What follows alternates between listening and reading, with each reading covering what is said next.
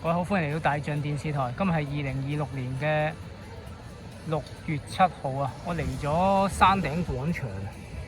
我啱啱係送完貨啦，咁就一路行，就行到嚟山頂廣場。中間都經歷係幾崎嶇嘅，咁就我行到呢度一個咁美好嘅地方呢。咁我行到呢度咁美好嘅地方呢，就感覺到做人都係一樣。頭先我行過好崎嶇嘅路，好崎嶇嘅山路。咁你只要肯努力落去呢，你會去到一個美好嘅地方，光明嘅前路嘅有嚇。咁我嚟到呢度可以參觀一陣先啦，都暫時都唔接單住啦。